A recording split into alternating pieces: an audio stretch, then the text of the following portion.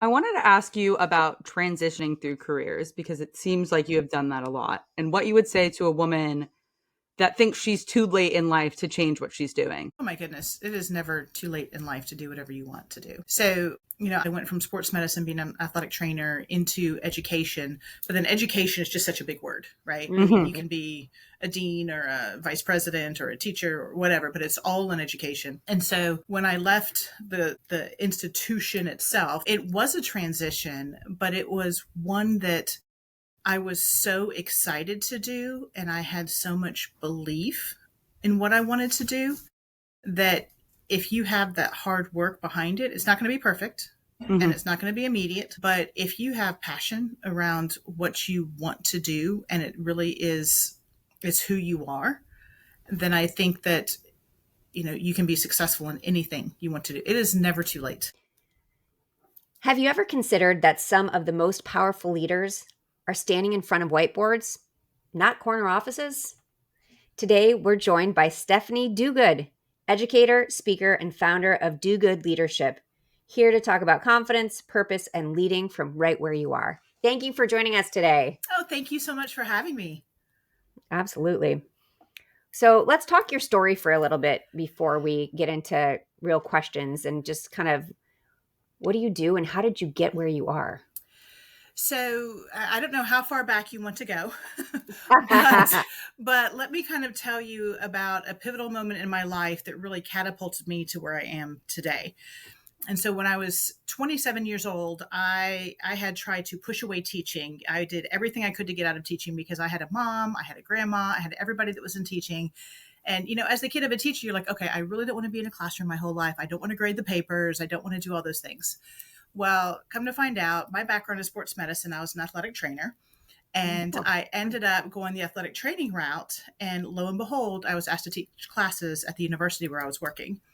And I came to love it. So I ended Mm. up going back and get my post-bac degree in teaching and started teaching at an elementary school in Arizona where I was teaching math and science.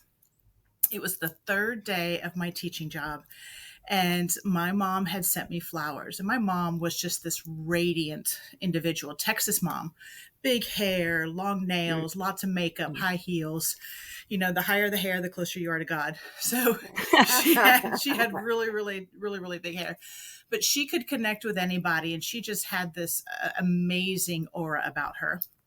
So that night, it was the third day of school, as I mentioned, and we had all kinds of activities that night. So I didn't get a chance to call her. Well, in the middle of that night, I got a phone call. Mom had been in a fatal car accident and Mm. she died that night. And I never got to thank her for the flowers. But mom Oh. was my everything. She was a single mom.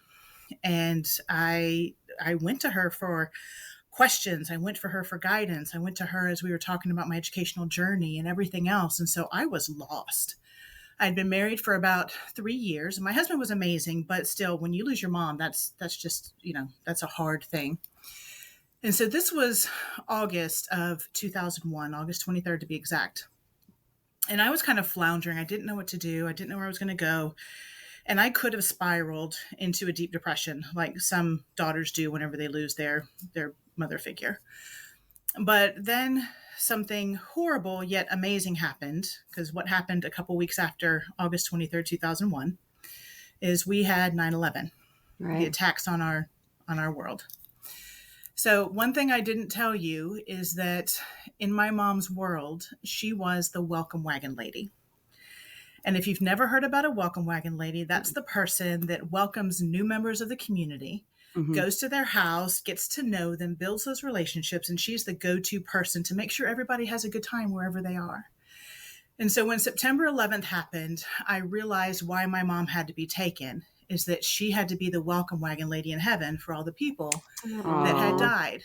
wow. And so I thought, if my mom, even though I lost her, she is still serving others and serving her purpose through education and through connection, then I can pick myself up and I can start living her legacy. And so it was at that time that I decided, hey, I'm going to be the best teacher I can be. I'm going to make sure that I make connections like she did. I'm going to build relationships because of the way that she made people feel. And it wasn't that she was a leader of title, she was a teacher but everybody looked up to her. And so that's really how I started getting into educational leadership, was because of that scenario way back in 2001. It's an amazing story. And yeah, my mom is turning 86. Oh, She wow. lives around the corner, Mm-hmm. and yeah, I think that is one of the hardest losses that you can Mm-hmm. have. So thank you for sharing that, because I think it's gives a whole different meaning, like the idea of what you could take from that in terms of Mm-hmm. grief and turn it into like she's serving her purpose, and Right. that's such an amazing piece. Well, thank you. So you taught, and Mm-hmm. then you Yes. went. Yes. So I was a teacher in K-12 for several years, and I ended up also working at the universities, several different universities. But the last university where I was, actually a community college, was a 2-year community college in Mississippi where I was for 15 years.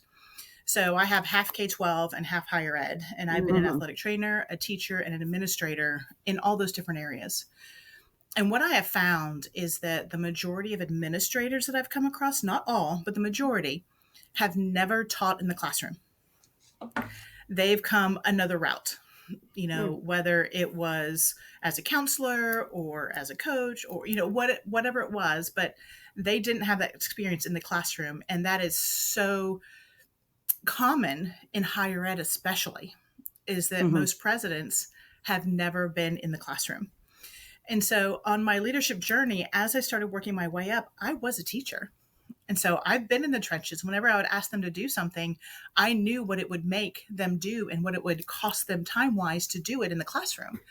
And I also knew the benefit of it. So as I started working my way up, it was listening to individuals' concerns, treating them as individuals. If there was a decision that had to be made that was my making, that I had some control over, it was having those conversations of, what do you all think about this? What are the positives and negatives? And if there's a negative, how can we offset that?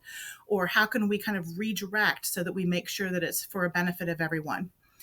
And I think that having those conversations and really saying, I'm not the leader and you're the follower, that's not what we do, Mhm. is that we are partners in this journey.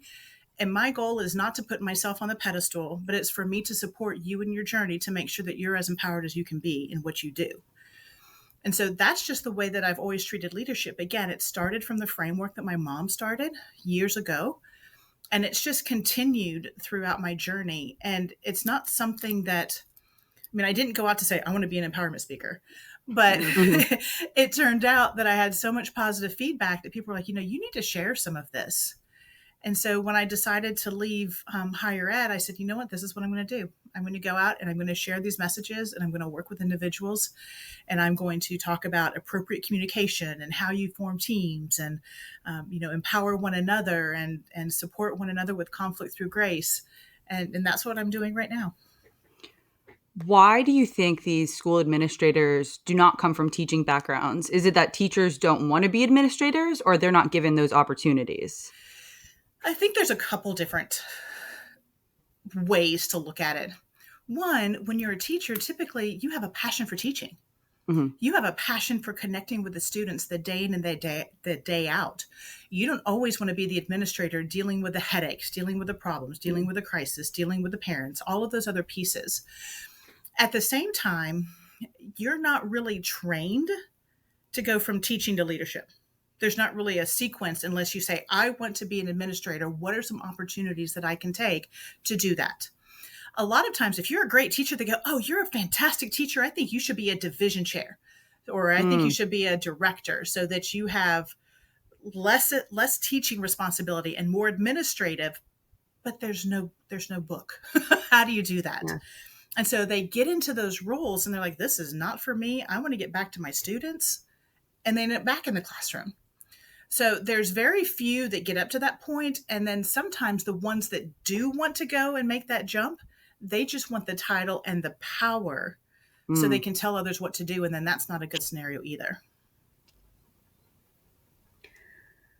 So, in terms of, I mean, I love what you're doing, because empowerment, especially with women, is my what I love to do. I really think that when I look at leadership, I believe we are all leaders, and we just need to have that understanding, that it doesn't come with a title. It doesn't have to come with a title. It doesn't have to come with the corner office or a podium. It's really how we lead every day. I like to call it kitchen table leadership, because right. that's most of our decisions. A lot of our decisions are made from the kitchen table. And we need to start looking at leadership differently. And especially when we talk about women. So going back to Olivia's question about, okay, what is it? Why aren't so many teachers going into the administration part? But let's just talk about women for a second in terms of their leadership roles within education. Like, why are they hesitant to take on bigger roles? I was trying to think about the schools that you were at. Most I've of them were never had men. a male headmaster or principal or president. Even the dean of my law school right now is a man. You always had a male. Oh, sorry. I've Yeah. never had a woman, but Yes. majority of my, I would say maybe 5% of my teachers in my lifetime have been men. So if you ever think about the leadership ladder, typically, historically, it has been men that have had those decisive roles. But when you look at the way that each gender views themselves, a man says, hey, I can do that job, and then I'll fake it till I make it, and I'll figure it out. Whereas a woman looks at a position and goes, ooh, I'm not qualified. I don't know if I can do that, so I'm not even going to try. And so that's the main reason. I mean, to just throw it out on a summary, is that the men are willing to just jump into something and jump into the unknown and make mistakes along the way as they're learning. Whereas women feel that they have to be fully prepared before they go to the next level, because they feel they have to prove themselves. And a lot of that comes from lack of confidence, or even that imposter syndrome, thinking that they're not good enough or ready for that next stage. And so that's part of what I work with, is building your confidence, getting rid of that imposter syndrome, realizing what an amazing individual you are, and that you do deserve and have earned that next level in your journey. It is such an interesting piece. I know I've obviously, talking about confidence, looked up data in terms of the difference in men and women when we're talking about jobs. And I think it was a study from Hewlett Packard that said that it was like an internal memo that men will apply for a job when they meet 60% of the qualifications. Women don't apply until they meet 100%, which means, ladies, we are overqualified, right? That is right. Absolutely. Well, and as I mentioned, you were talking about teachers going up to admin positions. If you've never had the opportunity to have that experience, you're not going to be qualified for it. And so you have to jump into it. You have to either put yourself out there or seek unique opportunities outside of your comfort zone. And that's another piece that we have, such an affinity for, is staying in our comfort zone. And then unless you jump out, you're never going to make it to that next level. So let's talk about confidence. Let's talk about empowering women. What do you think is the biggest obstacle? I know we touched on imposter syndrome. What do you think is the biggest obstacle for women today when we talk about building confidence? I think the biggest obstacle is that we don't give ourselves credit for what we've accomplished. Yeah. And so, a lot of people say, well, I'm just a mom. Okay, so what? You're not just a mom. If you have children, you're raising other humans. You are not just a mom. So I think it's really owning what you do, and it's realizing how incredible all the things that you have done are. So we always discount and discredit everything that we've done, because we kind of feel that we have to do so much for everybody. But we don't give ourselves that credit. There was an activity that I did with a group of women that, is to write down every amazing accomplishment that you've ever done. And I don't care if that amazing accomplishment is that you didn't hit the snooze button this whole week. Whatever accomplishment it is, try to give me a top 100. And so write all of those down, step away from it for a minute, and then come back and read it as if you're reading about somebody else, with that energy that you're just shouting from the rooftops. And when you read it, it's like, oh my gosh, I did all those things. It's such an empowering thing to hear that when somebody else is reading it about you. You're like, wow, I'm pretty cool. I can't believe that I've done all those things, or I've accomplished all these things. And so it's really taking in all that you've done and letting it settle that you are amazing. I mean, that is part of the journey right there. So it's funny, everything you talk about is exactly what I speak about. We're like laughing Yes, over I'm here because hearing I'm all like, of it. the whole just thing. I talk about that all the time. Like, Yep. drop the just. You Mm-hmm. are, right? Whatever you are, you are. And stop trying to, like, I used it as a way to justify my life when I was a stay at home mom, justify why I wasn't working. And Mm-hmm. I don't think a lot of times women realize that they're saying it. It's Mm-hmm. just become part of their Who they think diction, they right? are. And they Yeah. just, yeah, I mean, this is who I am. I'm just a stay-at-home mom. I'm just Rob's wife. Mm-hmm. And we shouldn't justify anything. Like, we need to be proud of exactly who we are, the things that we do every day. And you're right. If you made a list of all the things, it would be Hmm. unbelievable. And My last semester of college, I had 3 classes once a week on Wednesdays. So I needed something to fill my time to make sure that I didn't do, Yeah. honestly, just like lose my mind. And one of the things was I wrote down everything that I did during the day, whether it was just like making my bed in the morning. Mm-hmm. And when you go through it at night, you're like, wow, that's pretty impressive. It's Yes. pretty impressive. And even if it's just the most mundane of tasks, it's not something you necessarily would love to be doing in that given time. So we Right. need to be giving ourselves credit for the little things and the big things. Absolutely. And I'm so glad that you said that, because a lot of times we have these lists. Women tend to be list makers. Hmm. And so at the end of the day, they say, "Oh, I didn't reach anything on my list." And I'm like, "Yeah, you did. What else did you do? Add it to the list and check it off." right. Yep. Just Yeah, because you've I do already that done too. it. Yes. Yeah. I love that sense of accomplishment. I mean, my life hack with lists is I do them on pink paper so I can't lose them, Mm-hmm. because if it's a white piece of paper, it gets mixed in with the kids' stuff or Right. whatever. But I have Right. like a pink piece of paper. I'm like, oh, there's my list. There's my list. So I can never Yes. lose my list anymore. Well, I But always thought you were crazy growing up. And now the older I get, the more thank you. lists I have.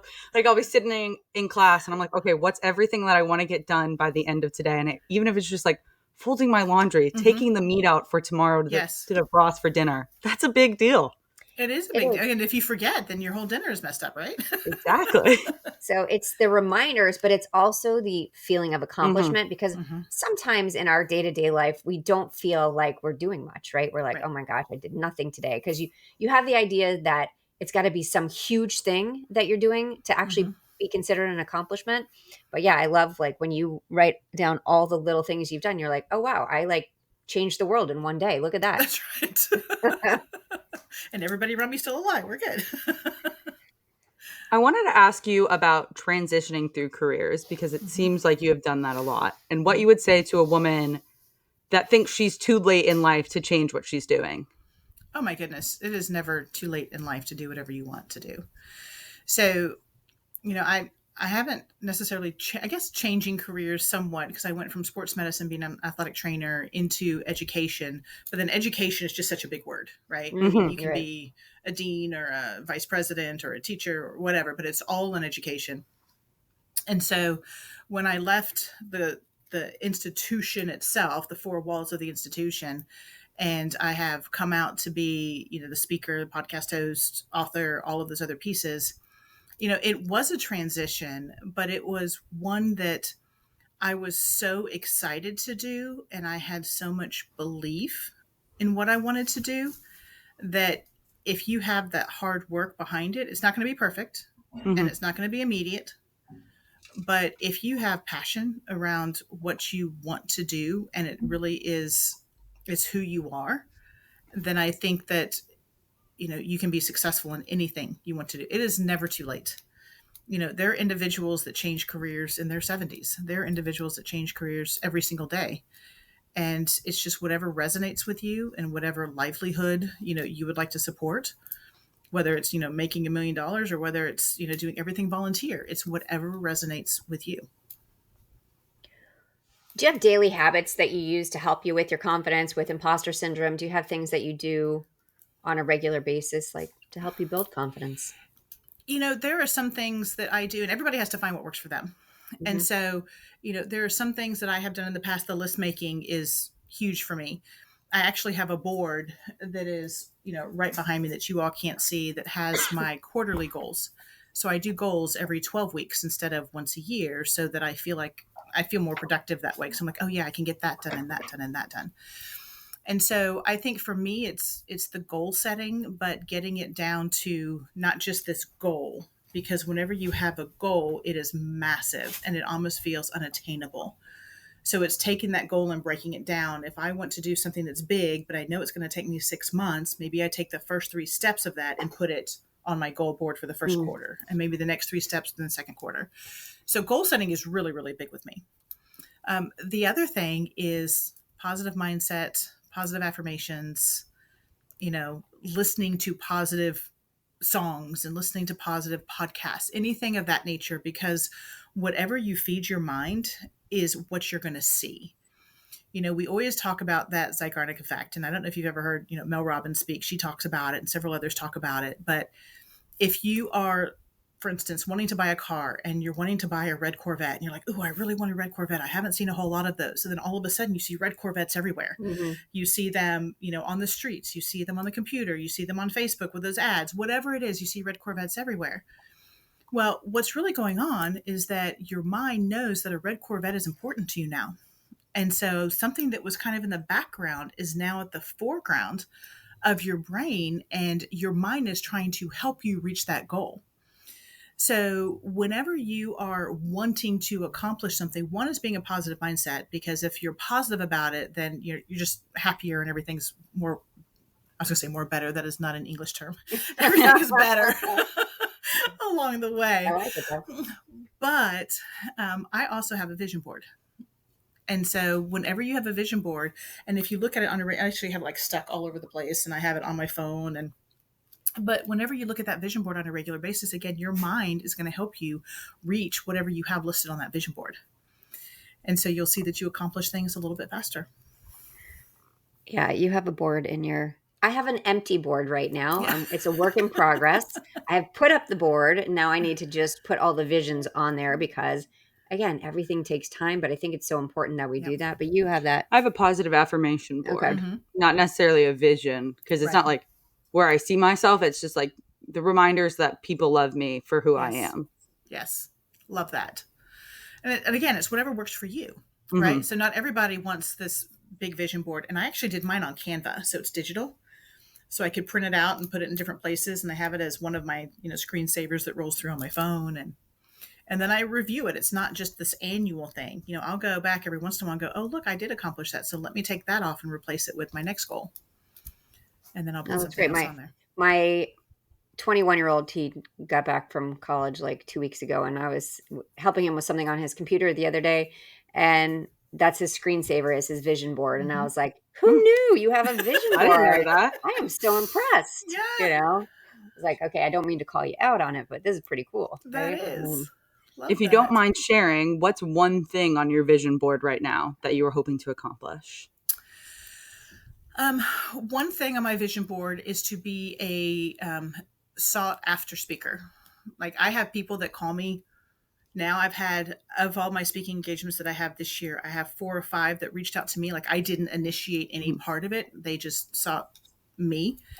And I think my goal is to get to the point where I can turn people down. Yeah. That I think that's one of my things, because I love going out and meeting people. I love networking. I love sharing stories. I love hearing stories, and then hearing all the great things that individuals are doing out there, because I'm just one voice, and what I speak about is my experience. And there are so many amazing stories from those that come to see me, or that come to talk to me, or that join my podcast. There's so many different perspectives that are incredible, and it's from different views, different eyes. And so I love to hear all about that. Is most of your speaking within the educational space, or is it all across the board? I'm willing to do all across the board, but the majority of mine is in the educational space. So a lot of educational conferences, universities, colleges, different educational conferences. So that's where most of it has come from. And it's whenever I go to a conference and I speak. In fact, I'm going to a conference in a couple of weeks, and I've got 3 different sessions at that conference. And so I end up getting a lot of feedback and a lot of interest. Once they see me in person, then they usually want me to come to their campus. Yeah. No, I love that. Okay, here's a fun question to ask you. You get one billboard to share your message with every woman in the world. What does it say? It says, you wear your own shoes. Yeah, I like that.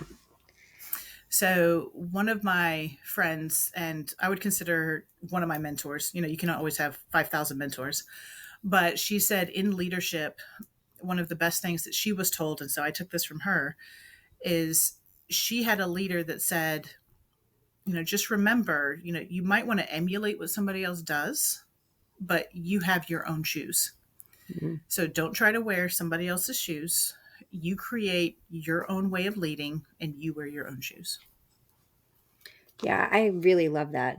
I think Me that's too. such a great way of saying it. So I would always say, there's that statement that if you could only walk in their shoes, well, you could never walk in someone else's shoes. Right. So why is that our goal, right? To walk in someone else's shoes, Yeah, right? it would It's be about being uncomfortable. ourselves, You would being get unique, injured. right?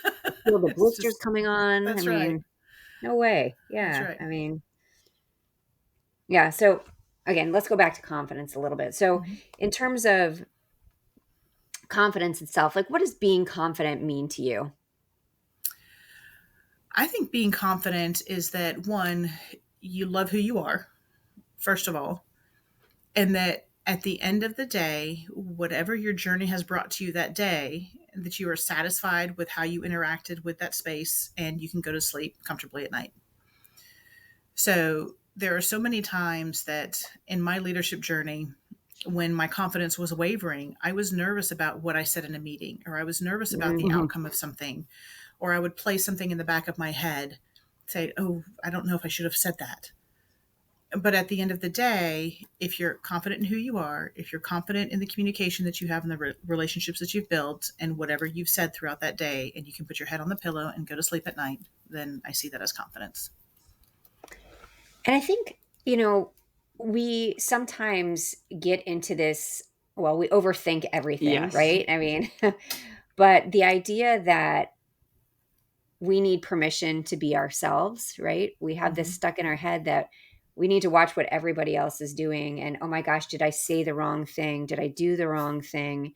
And you're absolutely right. That stuff shouldn't matter at all. If you're Mm-hmm. living like a good life, if you're Right. being a good human, Mm-hmm. that, yeah, I mean, we mess up all the time. We're human. We Hmm. make mistakes. Like I've said things before. I'm like, that did not come out the way I thought it was going to, I mean, and what Well, do? You just, yeah. that's what you do. You say, well, that's not exactly what I meant to say. Here's what I meant to say, and take Mm-hmm. it or leave it. So, Well, and I've had some other individuals that I've worked with that questioned what I did as a leader.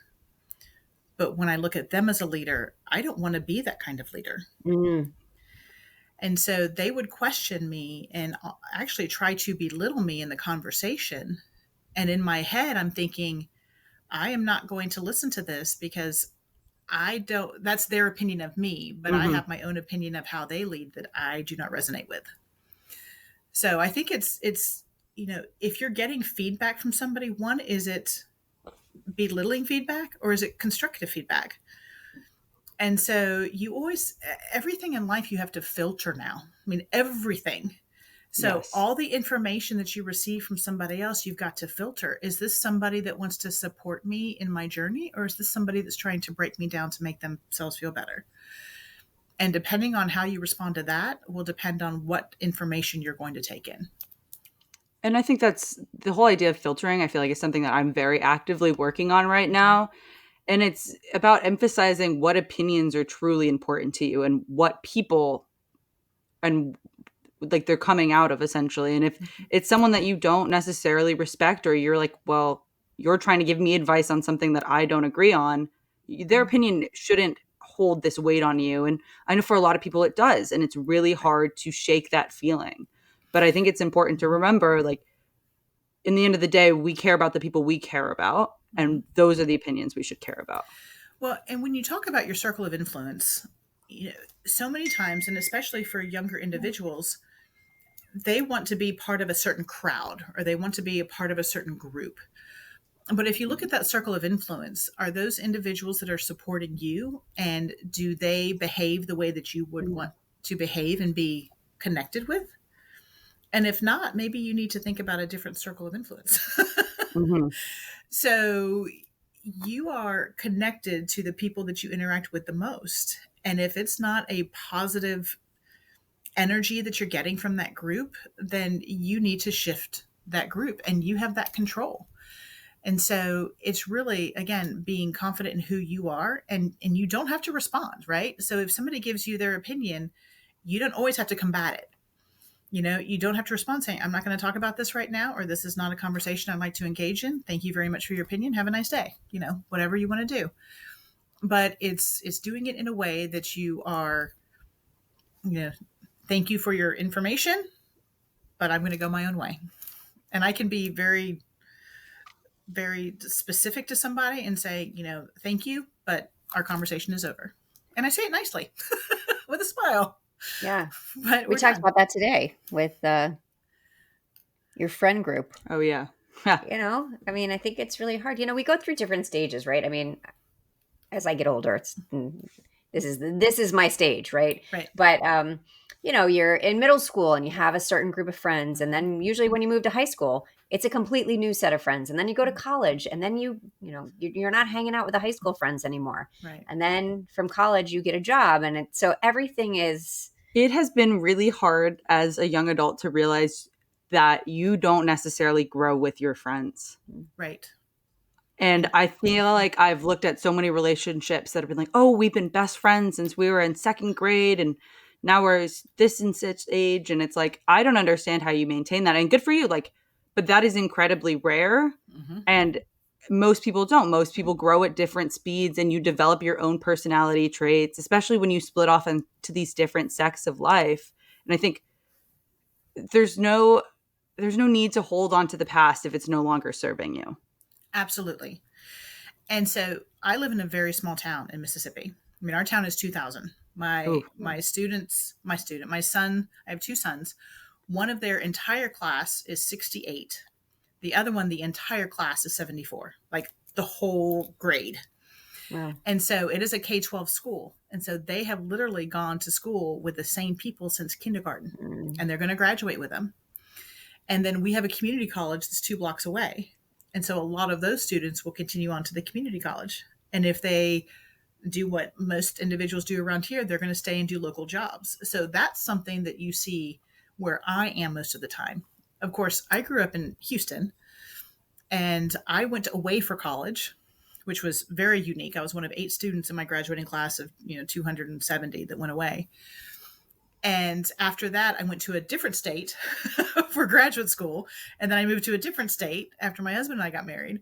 So I was one of those that bounced around, which I didn't stay in touch with all the individuals if there was not are we serving each other, in whatever relationship that we have. Do I talk to individuals from my past? Absolutely. Are they my best buds? Probably not. But it really depends on your journey, on, again, who your circle is, and are they the best influences on you? I mean, that's part of that comfort zone, right?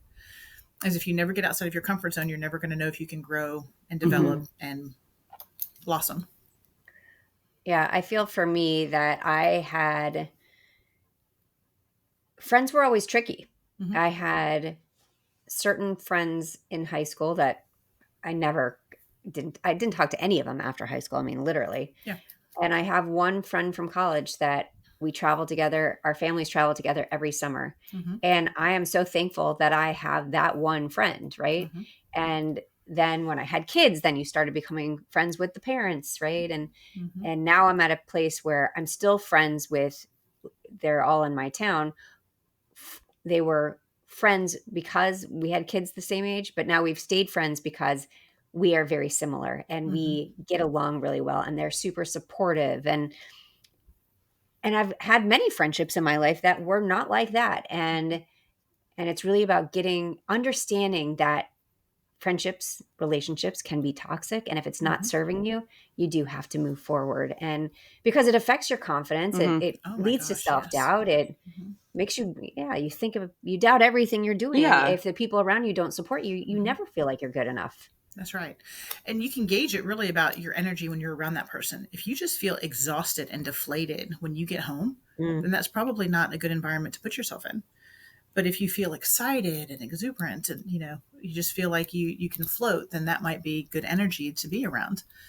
And so it's really easy to gauge the relationship, but it's very hard to make that decision of whether to keep it or not.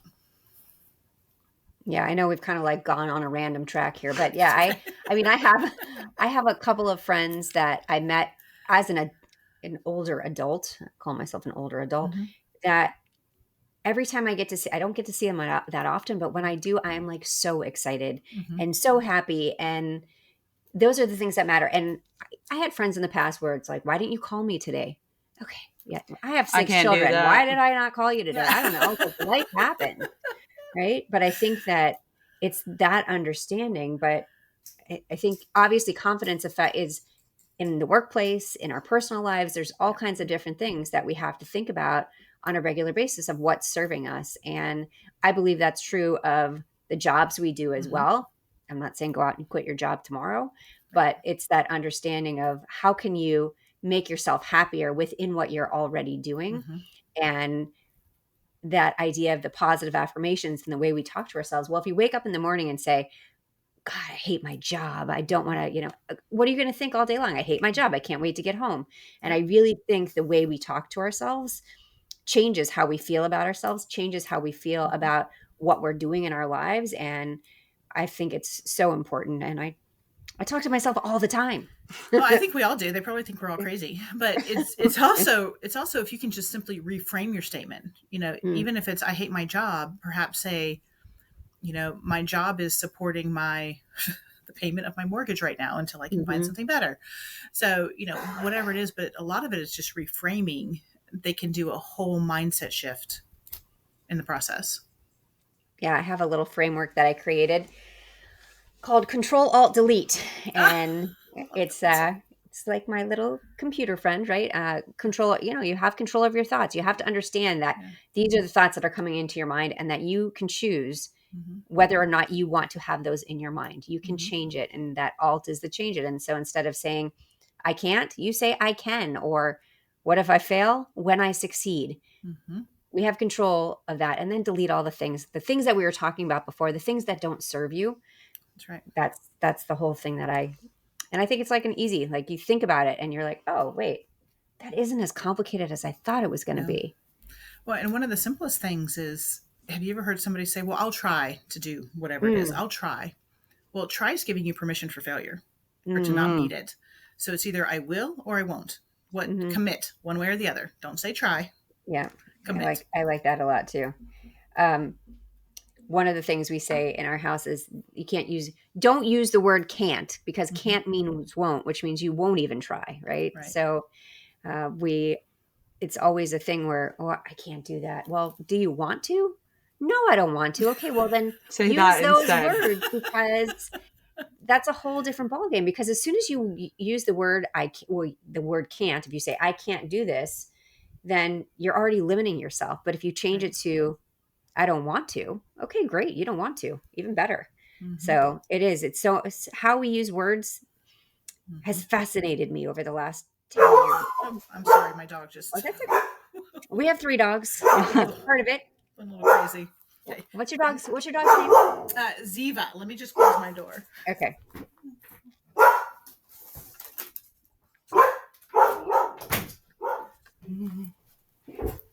My dad lives across the driveway from me, and he's coming over and scared the dog. Oh. Sorry about that. No, that's okay. Trust me. Real life happens. That's why we That's say right.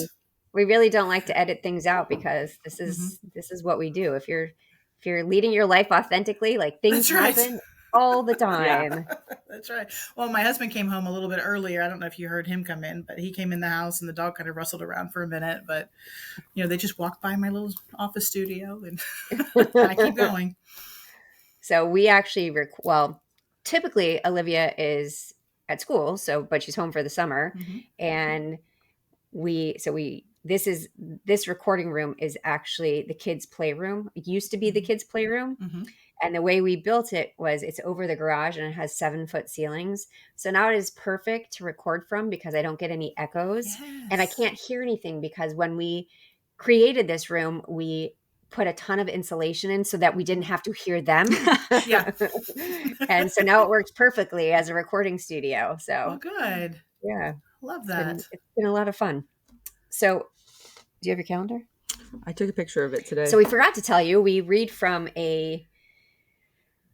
she has this great calendar called the Unf Yourself calendar. Uh-huh. And basically it gives a lot of great advice about just like move forward, right? Mm-hmm. What's holding you back? Just do it. And so today's was. Well, I actually sent this one in the family Oh group yeah, you chat did say that today. one. Yeah. I'll do it later. No, do it now. Yes. Love that. Yeah. And it was not what I wanted to flip to this morning, but it's probably what I needed to flip to this morning. Well, I mean, and isn't that true? So often we're like, oh, I'll do that later. Oh, I'll just set that aside. And it's like mail. You get mail and you touch it 12 times before you throw it away. Just do it now. Just go through it. You don't want to see my desk right now because that's part of what I was doing today. But I have a lot of that right now. Yes. That speaks volumes to so many parts of life. Just do it. My husband calls it the cave look when he comes in and I have like piles of stuff everywhere. He's like, why is it like a cave in here right now? I'm like, I think I'm organizing. I'm not sure. I will say that doing it in the moment leads, like, I'm a very easily anxious person. Mm-hmm. Doing it in the moment, it's been my life hack to getting rid of like the easy anxiety. Mm-hmm. No, absolutely. So one of the things I'm kind of known for is that I'm very organized. Like, I can look at something and I can see how it needs to flow, and then I can just make it happen. And so that's one of the things that I've always done is I've always organized, or I've always find, quick fixes or what have you, just for processes. And so that is something that I always try to, not put off. My husband gets after me. He's like, well, can't you stop? I'm like, no, I have to finish this task. Once I finish this task, it is off my brain and then I can relax. But until it's out of here, I can't stop. So that just resonates with me so much. I need to be better at that. I need to, like, when I get the mail, I need to put the stuff in the recycle that I don't need. Mm-hmm. I try, but I'm just not so great at it. What I'm known for is getting it all done, even though I'm not that organized. So I get it done. Like I say, I have my list, and some days I'm like, oh, I didn't check anything off. And then I go back and look, I'm like, oh my gosh, I did all of those things. They're all done already. Yay. Mm-hmm. But I was too busy to actually check them off. Well, my kids put the mail on my desk here, my work desk. And so before I can get to anything else, it's sitting right here. So I, put my bills in one spot. I've got a trash can right here. I've got a shredder over here. And then if it's for, my son is a junior, so he's getting all these college recruitment things. Mm. And so I'll hand them to him, and we've got a box where once he sees it, he puts it in there. And so we just have like all these processes and flows that are in the house. Because we're in a very old house. It was built in 1898. Oh, wow. And so in older houses, there's no closet space. Like, there's none. Mm. So you have to get really creative with wall space and, making sure that everything goes where it needs to go, when it needs to go, or else it's just chaotic with a husband and two boys and a dad across the way. We need more processes and flows. We need less closets. That's true too. I'll take your closets. True. I'll help you with the process. Yeah. No, sometimes I walk in, I'm like, that has been there for how long? She cleaned out my closet one summer. I was out of town. And so she went and cleaned my closet, and she's like, I haven't seen you wear this. Gone. I haven't seen you wear this. And I kind of needed her to do that, or someone to do that, because I think sometimes we get so attached to things like, oh yeah, I'll use that, or I'll lose the 10 pounds and it'll fit again. Yep. And it's just like, you don't even know it's there. Get rid of it. Yeah. Well, so this is my closet hack, is whenever I would rotate clothes, I would hang clothes backwards like this on the hanger. And when I wear them, I put them forward. And then whenever it's time to rotate, whatever's still this way goes to donation automatically. That's organized. Yeah. I'm not that organized. I forget like which one's forward, which one's backwards.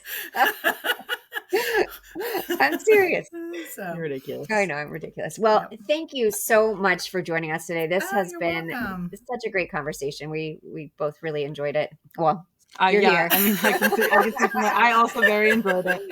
Thank you. You also very enjoyed it? I'm not a teacher. Well, thank you so much. I enjoyed it as well. Thank you. So please, where can people find you? People can find me on my website, www.drstephanieduguid.com, or on Facebook. I do have a group page for women that's Do Good Leadership. I love that. Okay. We're gonna go on Duguid leadership. Mm-hmm. That'll be good. There you go. Thank you for joining us on this week's episode of Her Unshakeable Confidence. Always remember, you are unshakable. Bye, guys. Bye. Bye. Thank you for listening to Her Unshakable Confidence with Simone and Olivia Knego. We hope this episode has made your day just a little bit brighter and given you the inspiration you need to confidently go about your week. Always remember to be authentically you. Don't forget to like and subscribe so you never miss an episode. And feel free to connect with them on Instagram at Simone Knego and at Olivia Knego. Till next time.